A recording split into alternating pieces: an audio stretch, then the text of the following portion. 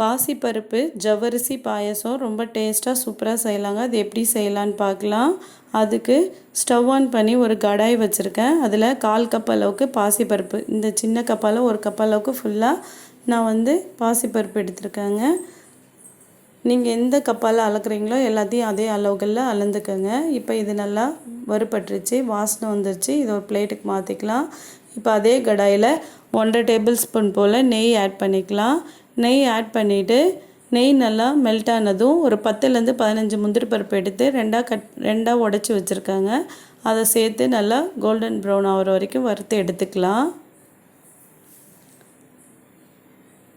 இது நல்லா golden brown ஆனதும் இது ஒரு பிளேட்டுக்கு மாற்றிக்கலாம். நம்ம வறுத்து வச்சுருக்க பாசிப்பருப்பை வாஷ் பண்ணிவிட்டு ஒரு குக்கரில் சேர்த்துக்கலாம்.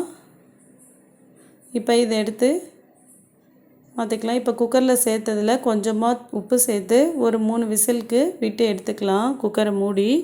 இப்போ அதே கடாயில் ஒரு 1/2 கப் அளவுக்கு ஜவ்வரிசி, நம்ம எந்த கப்பால் பாசிப்பருப்பு எடுத்தோமோ அதில் 1/2 கப் அளவுக்கு ஜவ்வரிசி எடுத்துருக்காங்க. அதை இந்த நெய்யிலே நல்லா பொரிய விட்டுக்கலாம்.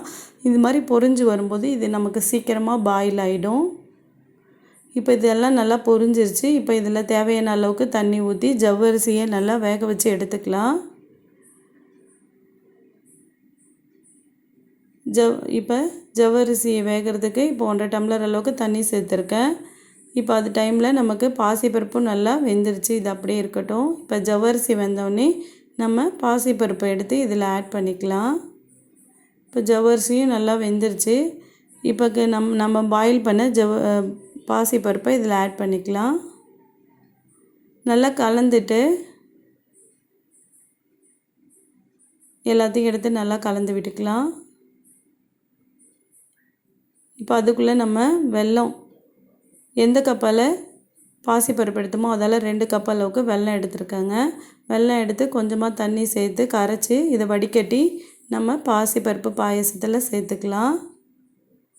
நல்ல வெல்லமாக இருந்ததுன்னா, தூசு இல்லாத இருந்தால் நீங்கள் ஸ்ட்ரெயிட்டாக போட்டுக்கலாம். நான் அதில் தூசு இருக்குன்றதால நான் ஃபில்டர் பண்ணிக்கிட்டேன். இப்போ நல்லா கலந்துட்டு இதில் 1 கப் அளவுக்கு திக்கான தேங்காய் பால் எடுத்து வச்சுருக்காங்க, அதை ஆட் பண்ணிக்கலாம். தேங்காய் பால் நல்லா திக்கான தேங்காய் பால், ஒரு தேங்காய் பால் எடுத்து வச்சுருக்கேன் 1 கப் அளவுக்கு. நான் 1 மூடி அளவு தேங்காயில் எடுத்தேங்க. இப்போ இது நல்லா கலந்துட்டு இதில் 1/4 டீஸ்பூன் போல் வாசனைக்கு ஏலக்காய் தூள் சேர்த்துக்கலாம். சேர்த்து நல்லா கலந்து விட்டுக்கலாம். அவ்வளோதான், நமக்கு நல்லா டேஸ்ட்டான பாசிப்பருப்பு பாயசம் ரெடி ஆயிடுச்சு. இப்போ நம்ம வறுத்து வச்சுருந்த முந்திரி பருப்பையும் இதில் ஆட் பண்ணிக்கலாம். ரொம்ப டேஸ்ட்டாக சூப்பராக இருக்குங்க. தேங்காய் பால்லாம் சேர்த்துருக்கோம். தேங்காய் பால் இல்லைன்றவங்க நீங்கள் சாதாரண மாட்டுப்பால் கூட சேர்த்துக்கலாம். ஆனால் தேங்காய் பால் சேர்த்து செய்யும்போது ரொம்ப டேஸ்ட் சூப்பராக இருக்குங்க. இதே மாதிரியே செஞ்சு பாருங்கள். இந்த வீடியோ உங்களுக்கு பிடிச்சிருந்தா லைக் பண்ணுங்கள், ஷேர் பண்ணுங்கள், சப்ஸ்கிரைப் பண்ணுங்கள். தேங்க்யூ.